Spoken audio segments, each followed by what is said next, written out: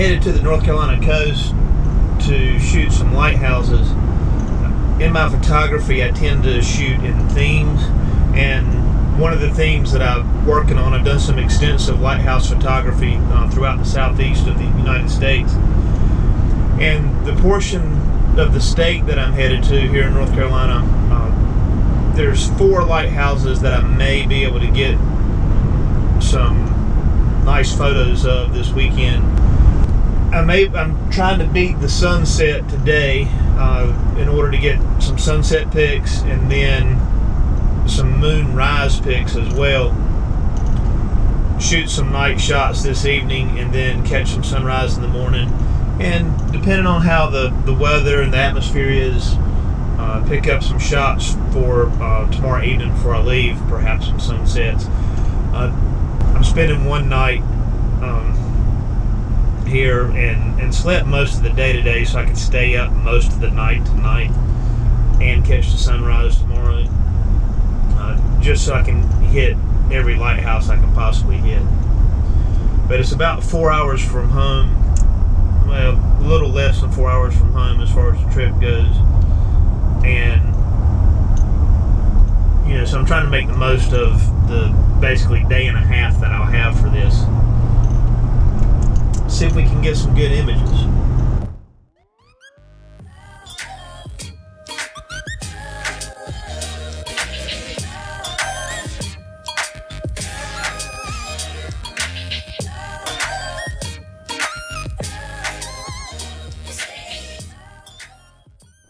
So we're out here at the Bodie Island Lighthouse, and it's a little windy.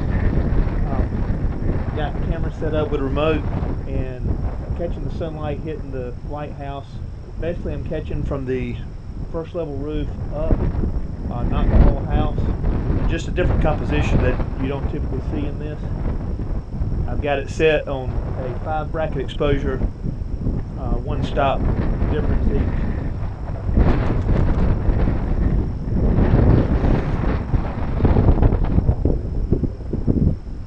And you see kind of what it looks like. There's a couple more angles I'm going to try to get, but also I am waiting for the sun to get a little bit lower in the sky to see if this thin gray cloud in the back will kind of lighten up for us, give us some nice pastel colors behind the scene to contrast the black and white of the lighthouse.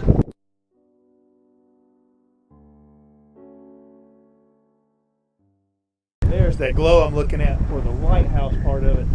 See how it just brightens up when the sun hits it?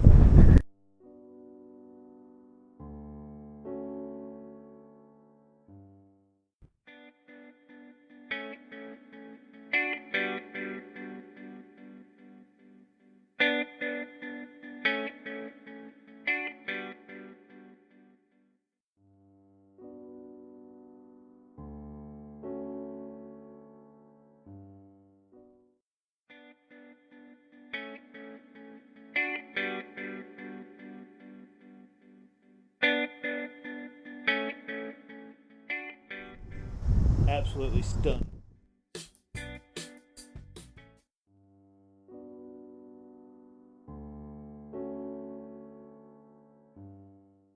As you can see, we've got a few photographers out here and other visitors, a few more vehicles coming around. When I planned to do this shoot, I mean, we're here in the beginning of February, but it's even with the harsh wind today, we reached temperatures over 70, which is record-setting temperatures. It's not what we have here. So on a pretty day like this, we've got quite a few more people at the coast than we normally get. But they're shooting different angles, so you know, there's nothing that's in my way. And like I said, it's hard to beat that composition right there as far as with symmetry. You know, those clouds keep working like it looks like they're going to. This be exactly the photo that I'm looking for. You can see out toward the dunes where the Atlantic Ocean is, the clouds are starting to turn a little bit pastel on us. We got this one with a little bit of white there. Like I said, as the sun. Probably the next 10 minutes is when we'll see that pop.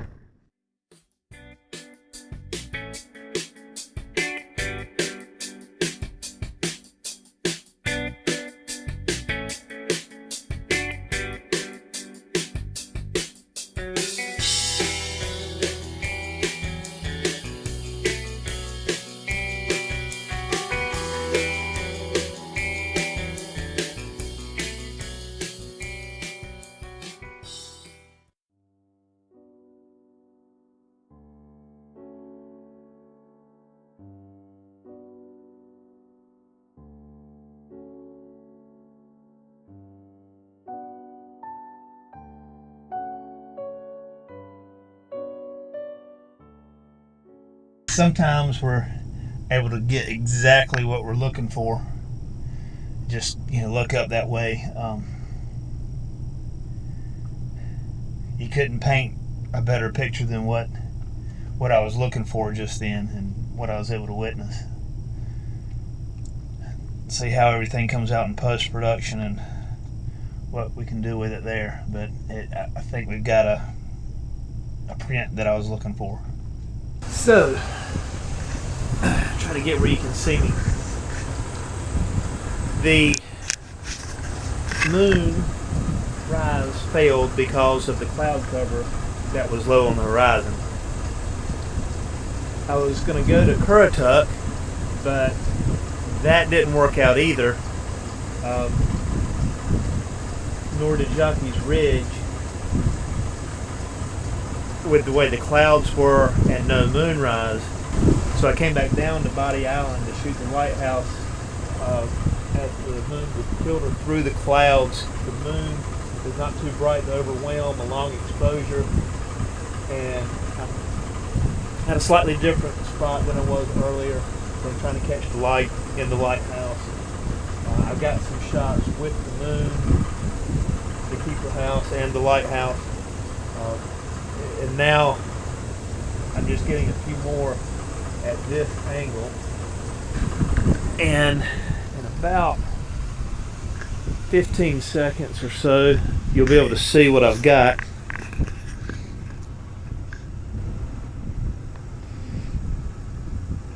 With that image there.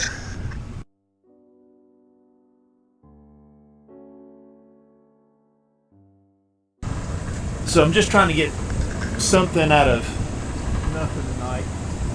And then I'm going to head down to Cape Hatteras and Ocracoke for the morning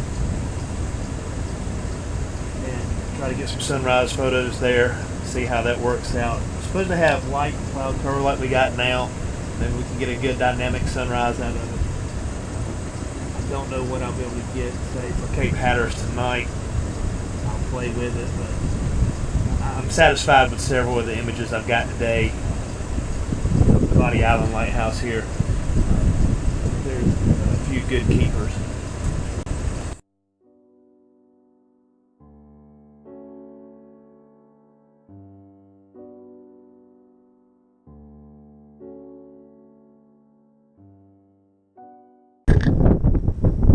Cape Hatteras light, unlike Bodie Island, has two beams that come off that sweep where there's a beam every 6 seconds. This is one of North Carolina's more famous lighthouses. This was actually moved from a different location to here to protect it. But we'll see what we can pull out of this one with a change in exposure when I fire at that type of thing.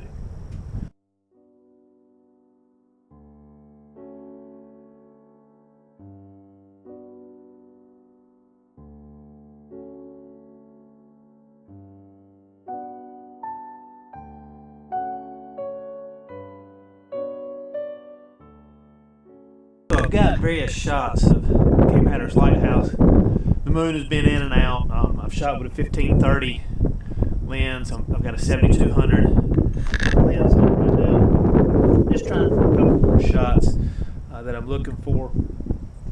They're long exposures. Everything I've done has just been long exposures and no use of flash. I've used the moonlight several times to brighten up the the lighthouse, which is done fine. But because it's a long exposure, I can move in and out of the frame and you'll never see me. I'll basically be a ghost through there. And I think I'm going to throw a strobe and do a little light painting on the lighthouse as well, just to brighten up the whites and blacks and the contrast. I haven't done anything as far as the lighthouse trying to flash it like that, so it could be interesting, but I'm going to at least try it. I got to try it while I'm out here.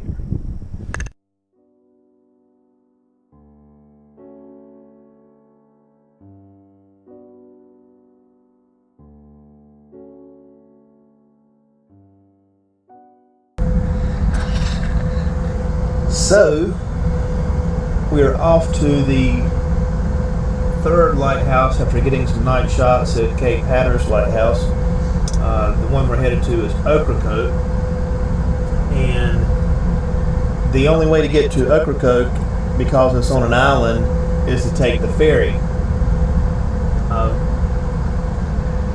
My girl here has been on a ferry before, but she's a little nervous, and I don't know exactly how long it takes to get across on this ferry, because it's been maybe 30 years since I've been on it, but we will get there, and I'll try to get a few night shots at Ocracoke, and then I will try to get the sunrise at Ocracoke. But it's been a fun trip. I have got my time in, considering that I basically got to the first lighthouse just prior to sunset. Final stop for the night. I'm tired. I think she's tired, but she's hung in there. And I'm at the Ocracoke Lighthouse. You can see it right there, maybe. I'm going to try to get a couple of shots real quick, and then she and I are going to sleep, because it's been a long day.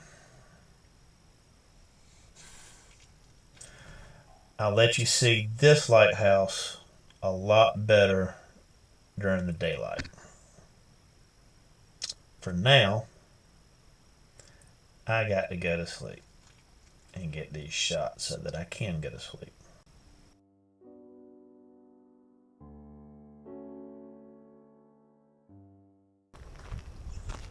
Over here is the Ocracoke Lighthouse. See, the light is still shining. One of the famous views is along that white fence, looking up to the lighthouse. And there's a beautiful sunrise that happens to be hidden behind the cloud cover that's around here. It's patchy. I see some pastels sneaking through. We might get something out of it, but it's not looking real promising yet. We'll get a few daytime shots here and then head on to the ferry, take the trip back to Cape Hatteras. I'm hoping for some type of break in the clouds to get the sunrise glow, if I can. Don't know.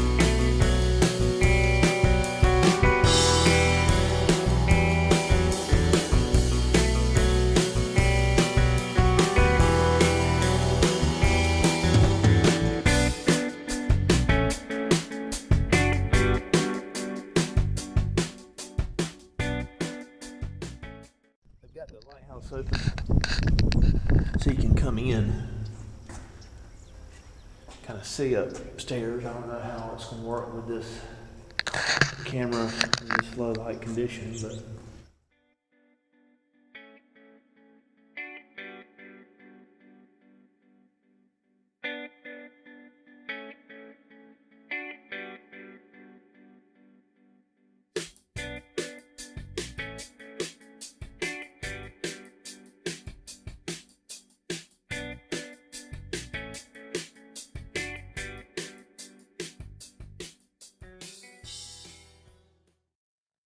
lighthouses, because they are predominantly, obviously, beach related and ocean related or sea related, you have to have a certain composition just about every time. One is if you got some stormy, menacing clouds with the lighthouse beacon, it makes for a good photo. And the other is with the pastel colors, you know, something that shows the peace of the beach and the ocean. But they're not exactly menacing clouds, cloud cover. A little bit of texture to them. See what I can do in processing, but I've got some photos of it. I was hoping to see some type of color break through these clouds, and there was a hint of it for just a few seconds, but nothing materialized in the process. I am going to try one more thing. I'm going to put a neutral density filter on it and see if I can get a long exposure to catch the movement of the clouds. See if I can give it some type of feel to it. And we'll see how that works out too. I have got a ND8 filter on it to try to get the cloud movement, a little bit of movement that's there. It's going to call for a 25-second exposure at f8. And see what we can get out of here.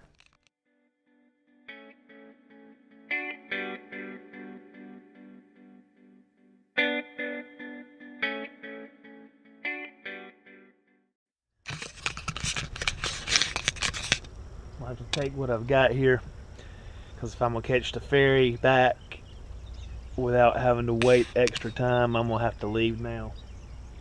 We'll see what we can pull out of it.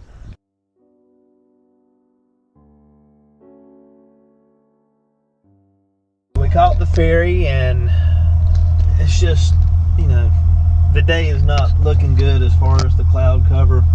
I don't know if it's going to burn off over time. But we're headed back to Hatteras. Let's see if we can get a couple shots there. If not, I got some good shots at night previously, so long ride back on the ferry. Get some rest. I'm not going to take any pictures today, but I thought it wouldn't be right unless I at least had on video Cape Hatteras Lighthouse in daylight. You can see it here. It's still beautiful. It's just we don't have any clouds. It's not worth me trying to set up anything and trying to take pictures of it. And I got some good shots last night.